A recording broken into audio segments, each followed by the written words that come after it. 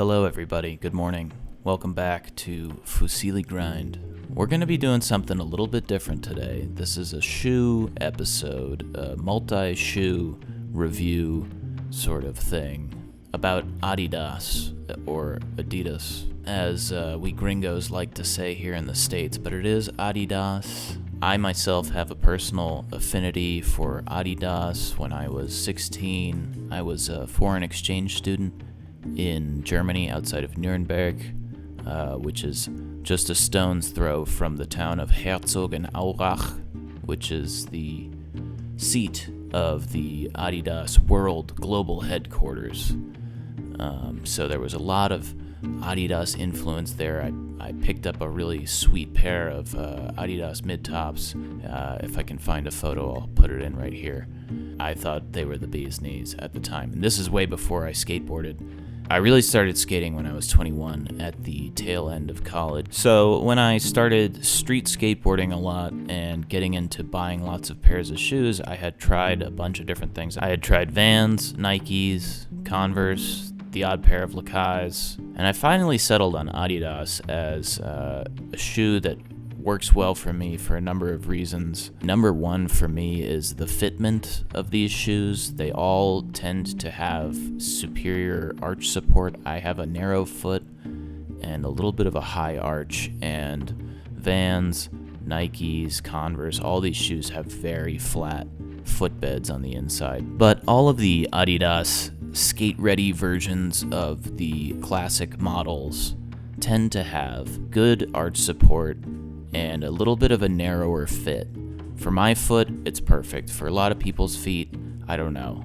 I hear a lot of people at the skate park having generally flat feet, and in their case, they might not find these shoes as comfortable as I do. Another thing that I really like about these shoes is their accessibility in the market. I'm often able to find good colorways and models of these shoes at my local skate shop, which isn't easy with every brand, certainly not with Nikes. If you're a Nike SB Dunk devotee, you will have trouble finding those for good prices, and if you find them at a good price, the colorway is usually going to be something pretty heinous. So that's a big plus for me on the Adidas. I like the way they look. I've been paring down my style in general lately, and a classic pair of Adidas is a great way to tie an outfit together. They are iconic. They've been around for decades for a reason, because they look good. So today we're going to be talking about 4 separate models that I've worn and skated and enjoyed, starting with the Gazelle. So this is the Gazelle ADV. All of these models where Adidas takes an original silhouette and gives them the skate treatment are designated ADV after the model name. So this is a Gazelle ADV, that's a Campus ADV, this is a Superstar ADV, and I've got a Samba ADV over here. So that's how the naming convention works, because Adidas also releases all of these shoes on a general release basis, but it's not the ADV version, and there's some subtle differences we will review with each shoe. So I'm going to start with the Gazelle. I'm not a big Volk shoe guy. I only really wore these Gazelles when I was coming back from my most recent ankle injury. I was just wearing them casually, basically. And then when I was able to start returning to skateboarding, I said, why not? I might as well skate them. It was a different pair than these. These are obviously brand new on ice, ready to rock. So this is a lightweight shoe. If you're a Volk board feel guy, you could do a lot worse than this shoe. They held up pretty well given the circumstances. The outsole is good. It didn't separate like a lot of Volk shoes tend to do. You know, they'll separate here or something. But it broke in like a Volk shoe. You know, you sort of wear down this little frontal zone on your kick flips, and then they're pretty buttery. Next up, we have the Campus ADV. In my opinion, might be the perfect shoe. Definitely the perfect skate shoe, but maybe the perfect all-around shoe. These are great. I've definitely bought these the most out of any of these shoes and worn a lot of pairs in them and had a great time skating them. Great fit, great arch support, perfect for my foot. I like how they don't actually have stitching here on the outsole. The general release campuses do, and the Superstars do, and a few other Adidas shoes do. But on the skate version, they just mimic it in rubber here, and that way it doesn't blow out and get all frayed and look super jank right out of the box. Sometimes that happens with Superstars. You'll start skating them, and that stitching around the toe will just blow out and become a bit of an eyesore, in my opinion. So that's one thing that's good about these shoes. They look good. They look good when you beat them up. Here's one that I've been skating for a couple of weeks. As you can see, no fraying here on the edge. It still looks okay. We're starting to lose a little bit of the stripe here. That's going to happen. I've had to retie my shoelace here. We'll talk about lace breakage at the end of this video. Lace breakage is something that I deal with in general with a lot of shoes, and campuses generally are prone to it, but I will show you at the end of this video a way that I deal with it on certain pairs. So that's the Campus. I think it's a great all-around cup sole shoe, low profile, a little bit beefier than the Gazelle or the Samba, but still thin enough that you get good board feel, great flick. Can't say enough good things about this Campus shoe. I hope Adidas keeps pumping these out for the time being. Up next we have the Samba. Hot button issue these days, the Samba is, isn't it? So much has been made about the Samba as a pop culture shoe in the past year or so. It's sort of been rinsed and run into the ground by white women in the Lower East Side of Manhattan. But I've been on Sambas for years, way before I ever skated. When I was a little kid, I had the old school Sambas. They had the big long tongue that was always falling over to the side. But the Samba ADV is another great skate shoe in my opinion. It's still a cup sole, it's got a low heel, you're not very likely to roll your ankle in these puppies. They hold up quite well, the toe cap does its job, the laces hang in probably the best out of these four shoes. The laces hold up better if you're doing a lot of kick flips. Great flick on these shoes, good kick flips, backside flips, good comfort, and these shoes do away with the crooked tongue issue. They have the rubber straps on the inside. I know those are polarizing sometimes. I like them. I think it's because of that narrow foot.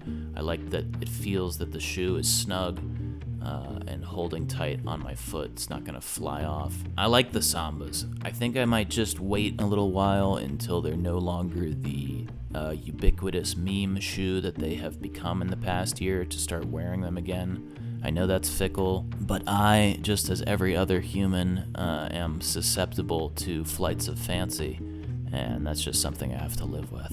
It's time for the big boys. The Superstars. The shell toes. Shell toes are another classic, and classic for a reason. You know, all these shoes, like I said at the top, classic for a reason. They endure for a reason. They have reached the iconic status, and especially the shell toes. I don't think there's anything more iconic than that big old rubber shell on the toe. And the shells are great.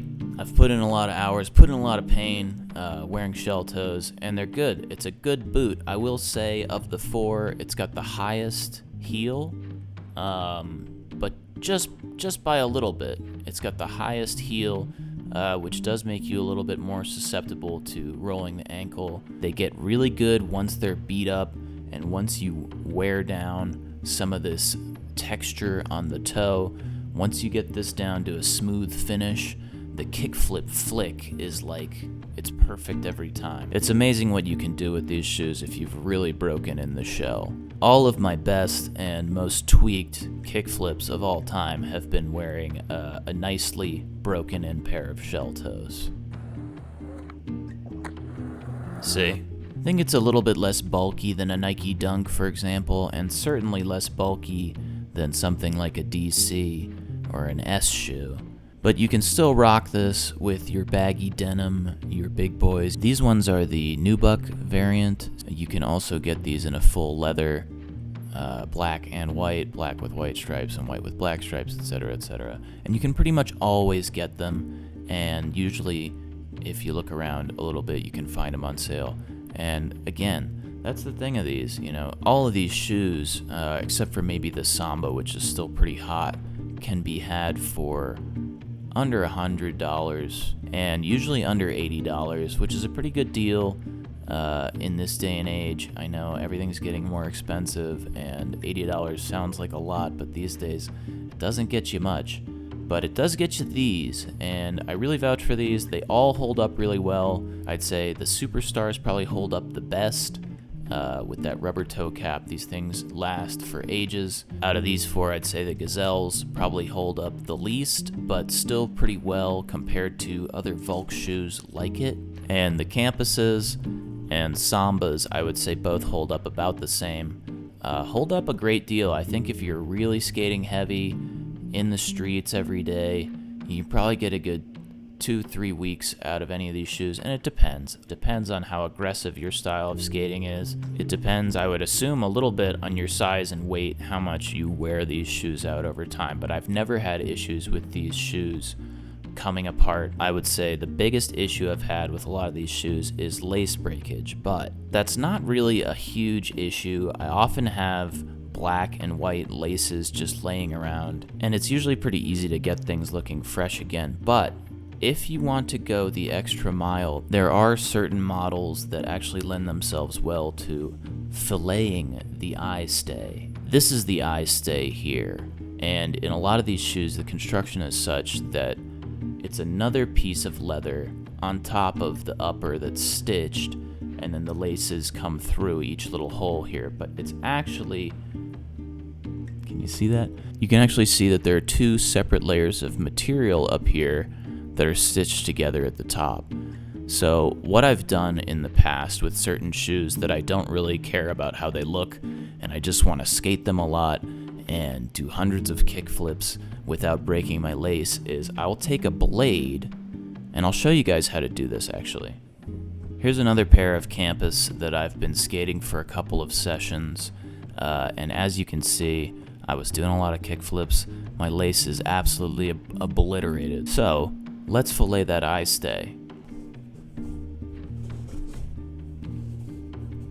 Of course, you have to get rid of these. And now let's check out what we have to work with. There's that construction there on the Eyestay, and we're just gonna take a blade and just cut this row of stitches in between. You're gonna wanna be careful to not go all the way through to this row of stitches, but a good way to check is when you can see the blade through the little hole there. You go all the way up the shoe,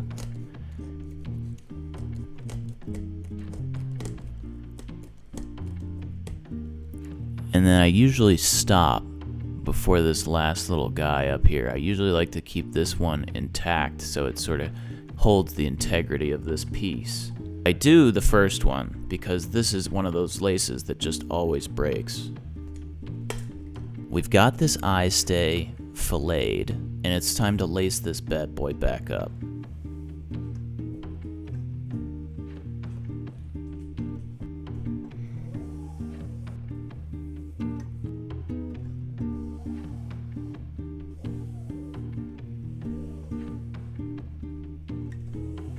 Alright, and there we go, and now we've got our filleted Eyestay, and the laces are just going through the lower layer, and the top piece can now act as your lace protector or your lace saver. Now, this doesn't look that good as is. I'm gonna come through here with the crazy glue and close it all up, cinch it all up nice and tight. Shout out Crazy Glue.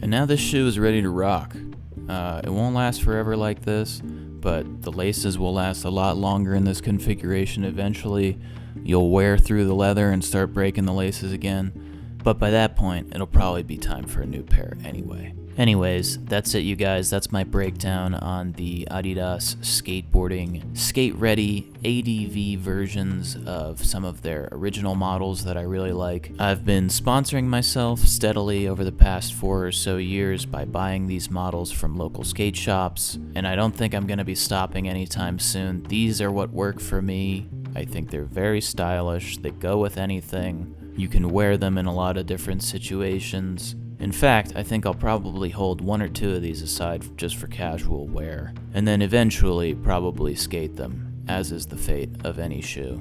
I'm something of a shoe dog myself. Sound off in the comments, let me know if you like it, let me know if you hate it, ask me any questions you might have about any of these shoes if you're interested in trying them. And that's it. Fillet your eye stays, everybody.